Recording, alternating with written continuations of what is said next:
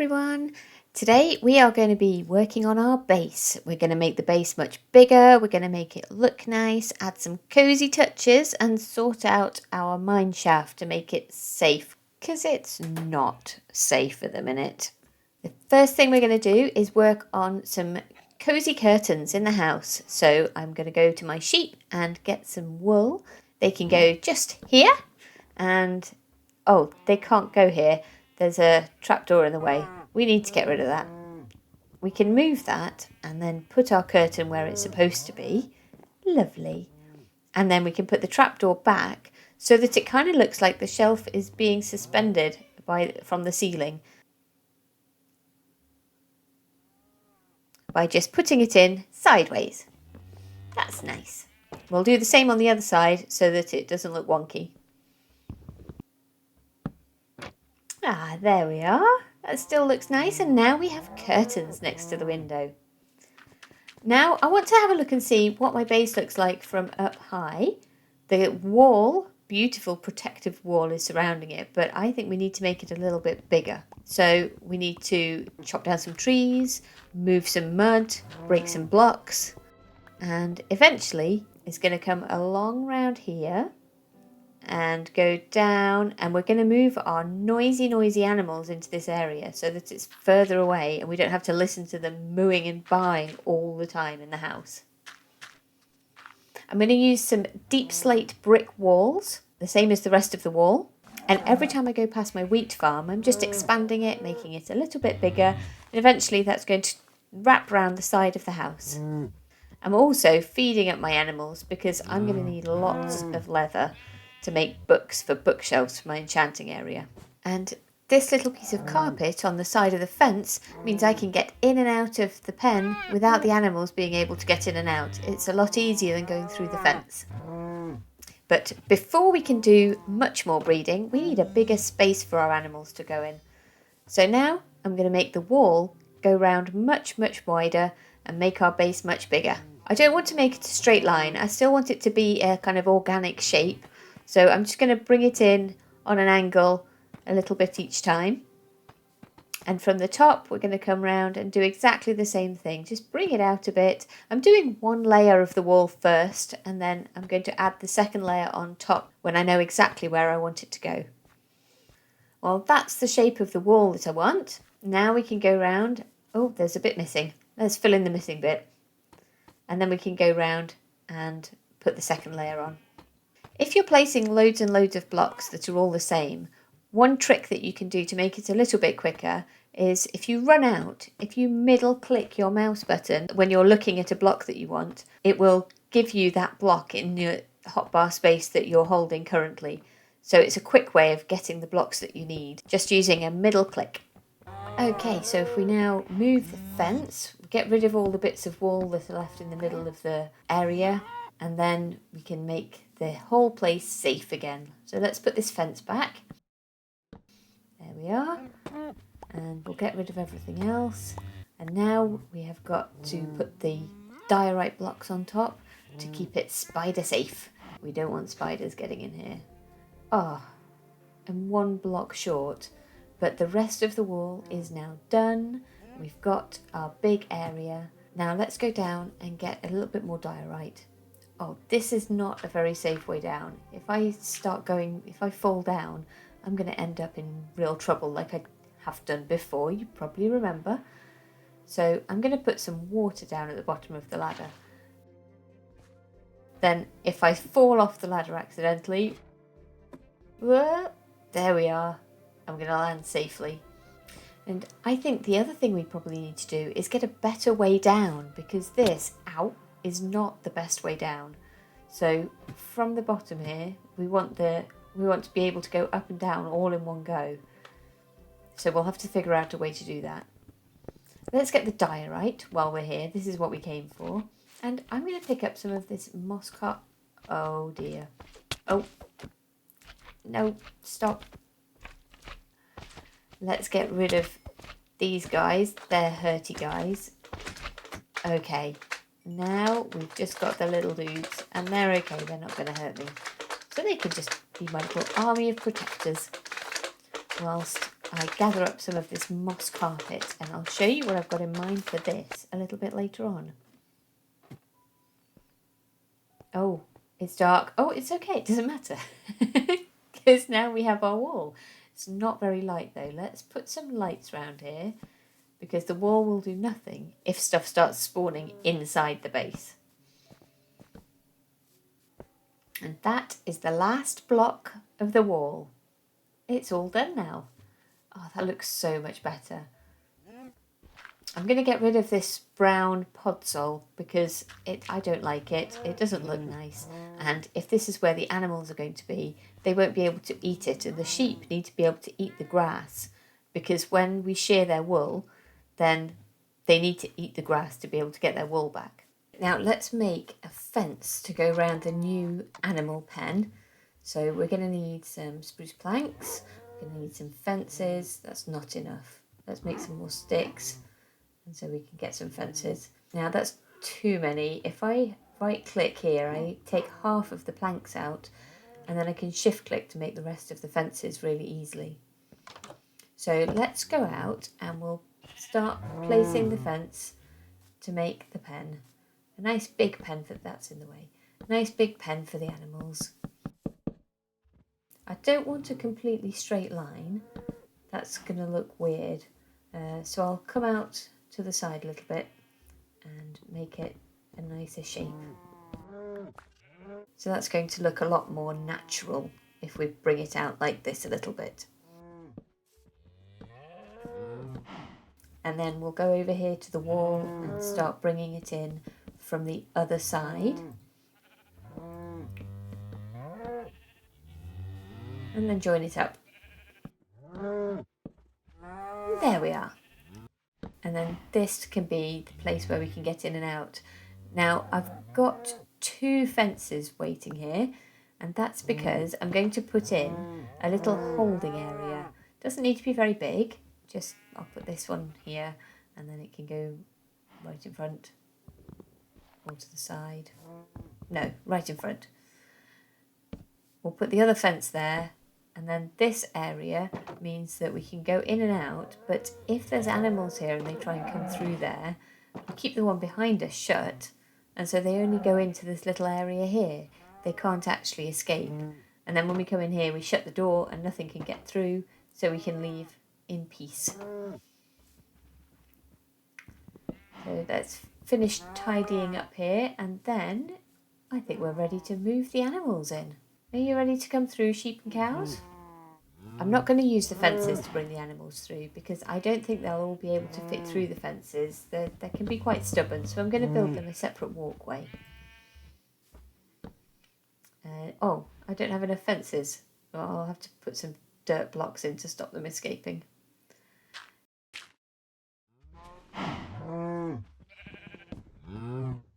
Come on, sheep and cows. Where's the wheat? Now you'll be interested. Follow me this way to your new home. Oh, shut the door. You'll have so much more space in this area.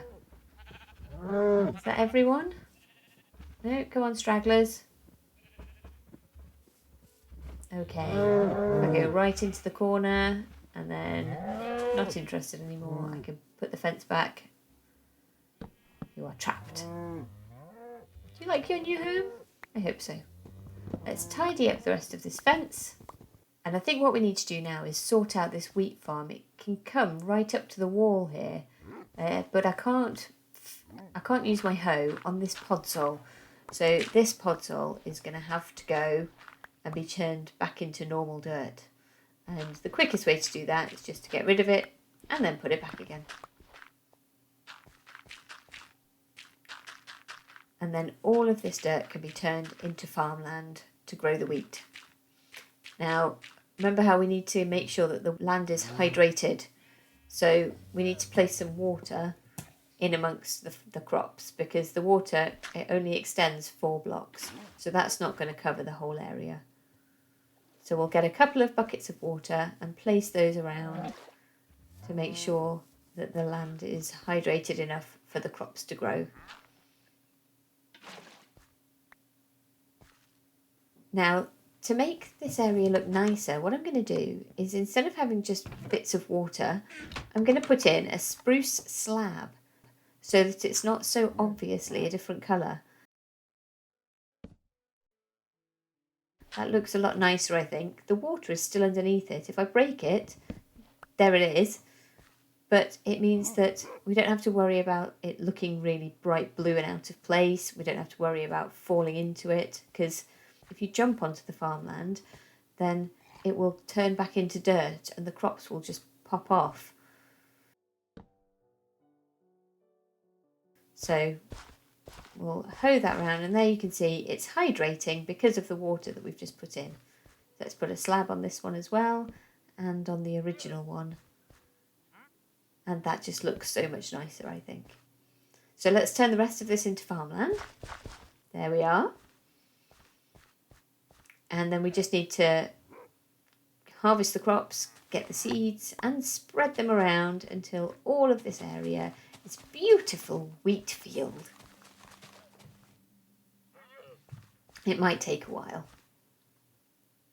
I think maybe we need to move this away from the door a bit. It's not giving us much space. So easiest way to turn the land back into dirt is just jump on it, and then I can spread the seeds around the rest of the farmland. Now, I said I was going to tell you what I was going to do with the moss carpet that we got down in the cave earlier. And what I'm going to do is hide all these ugly torches. I'm going to just dig a hole, put them in the hole, and then this moss carpet can go on top of them, and this will allow the light to come through. So we don't see the torch, but when it gets dark, the area is still going to be completely lit up. And I can change all of my torches and put moss carpet on all of them, which is going to look a lot nicer. Now this one was on the edge. We can't put the moss carpet there because it'll just look weird. We'll have to have it so it's got blocks on either side of it. And then we'll get rid of, I don't like having too high bits of dirt. I like to be able to access all of my land easily. Oh, that doesn't look very good. The path block is a pixel shorter than a full dirt block. So because these are path blocks, the moss carpet is sitting on top and you can see through. So I'm going to swap these out for regular dirt blocks, and then we won't have that little gap there. It'll just, the only clue is the little puffs of smoke coming out, but we don't have that gap. Now, if you've got dirt instead of grass, instead of putting moss on, you can dig down one, put the torch there, and then put the slab on top, and that looks much more in place. Now, this entrance to the mine doesn't look very good at the minute. It's just a dirt door. So we are going to turn this into a lovely cave entrance that's going to look much nicer. There's a curved cave here so we can get in and out really easily. So let's get rid of some of this dirt so we can start making it look nicer.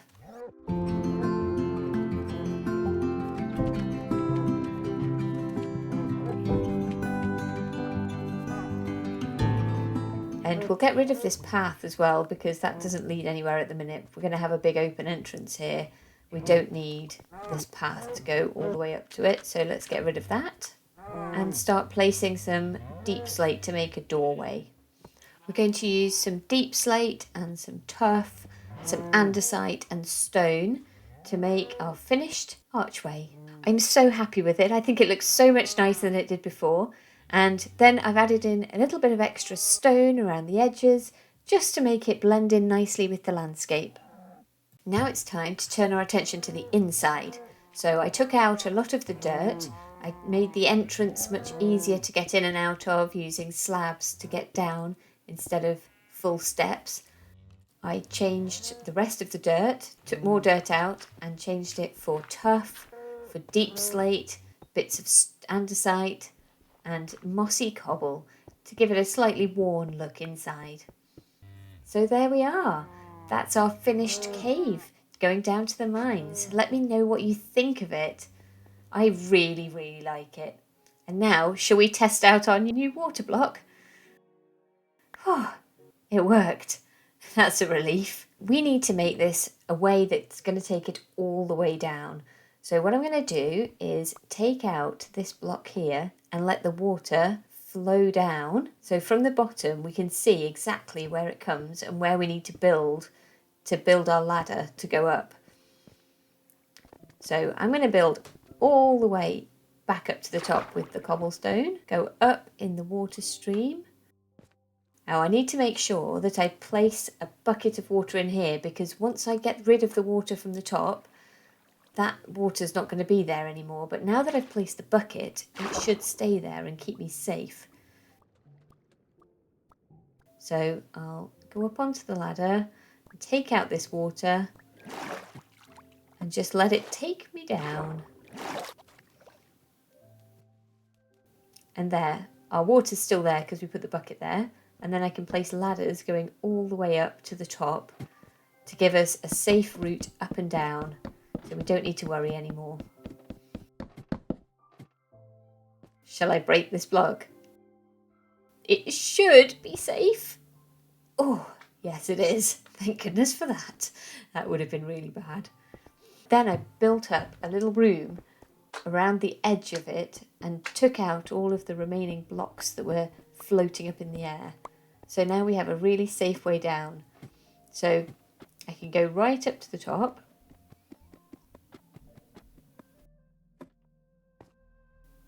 And if I fall down, oh, oh dear, that wasn't meant to happen. Well, what do you do when you've died? Do some farming, I guess. At least we know where the stuff is. Let's go back down. Now, will it work right from the top? There, worked that time. I think we need to make that area a little bit bigger so that we've got a bigger area to fall into if we end up falling off the ladder. There, that's better. Fill it in with water. We've got an infinite water source down here as well now. Perfect. Then I went back up and killed some cows, made some books, and made some bookshelves to put in my enchanting area. So now I've got a place that I can put my lapis, but hang on, I'm going to need that lapis if I'm going to do any enchanting. Let's see what enchantments we get. We've got level 8 now. Bane of Arthropods is rubbish, but never mind. We've got up to level 8. Unbreaking 2 is probably worth trying. Let's go for it. Just Unbreaking 2. Never mind. I think we need to try and get a better enchantment on our diamond pickaxe now that we've got the higher levels. So to take the enchantment we've got off it, we are going to need a grindstone. I can't remember how to make it, but if you start typing in what you need, it gives you the recipe. So we need a stone slab. I don't have any stone. To get stone, you need to put cobblestone into a furnace, and then that will turn it into stone. So let's speed up the process so it doesn't take too long. There we are. 3 stone blocks that we can make into stone slabs. And now we can make a grindstone. We'll go and place the grindstone into the enchanting area, and then we can use it with our pickaxe to take the enchantment off the diamond pickaxe. Oh, but I need to go and get it first. I left it safely in my chest. There it is. Because it's only got Unbreaking 1 at the minute. Let's see if we can get something better. So we place the pickaxe in here, and when we click on it here, it's not enchanted anymore. So now we can go into the enchanting table, put in our lapis. Oh, it's still Unbreaking 1. That's disappointing. Oh, but we got efficiency 1 as well. So that's going to help us mine a little bit quicker. Only a little bit, but every little bit helps. Then I made some tough walls and stairs and slabs just to try and make the entrance to the cave look a little bit better. So it's not just blocks on top of blocks. There we are. I think that looks better. Now I can make the grass into moss so that the moss carpet that we put down for our torches blends in a little bit better. I've put a moss block in and then I've just used bone meal that I got from the skeleton bones to spread the moss. If you right click with bone meal on a moss block, it gives you not only loads of moss but also other things like long grass, azalea bushes, and you can do this over and over. I'm clearing all of the rest of the stuff out because I don't think that's going to make the area look any better. But I think the moss will make it look a bit better. So let's keep going with that. There, much better. That's the end for this week. Thank you so much for watching. If you've got this far, please leave me a like or a comment just to let me know that you're there. That would really mean the world to me. And we still need a name for our axolotl. He doesn't have a name yet. So if you've got one, then that would be amazing. He's still there swimming around. Next time, I think we're going to need to give him a really good new pond to live in that's going to look so much nicer. So thank you, and I will see you next time. Himu!